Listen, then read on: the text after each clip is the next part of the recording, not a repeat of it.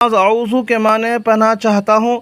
एक सुन्नत नमाज में क़याम के 2 सुन्नतें जो कल बयान हुई। नंबर 1 तकबीर तहरीमा के वक्त हथेलियों को किबले की तरफ रखना। नंबर 2 उंगलियों को अपनी हालत पर रखना, यानी ना ज़्यादा खुली हो ना ज़्यादा बंद हो। और आज का सबक सुन्नत नंबर 3, हाथ बांधते वक्त दाहिने हाथ की हथेली को बाएं हाथ की हथेली की पुश्त पर रखना। एक कबीरा गुनाह, बड़े बड़े गुनाह जिन पर सख्त अज़ाब की वईदें आई हैं, उनमें एक गुनाह है बिलावजह किसी को बुरा भला कहना।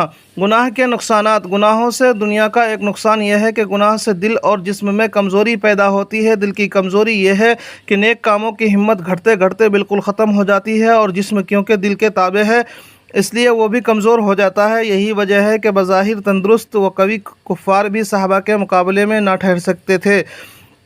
ताअत व इबादत के फ़वाइद। नेक अमाल से दुनिया का एक फ़ायदा यह है कि अल्लाह ताला मोमिनीन सालिह से तमाम आफ़ात व शर को दूर करता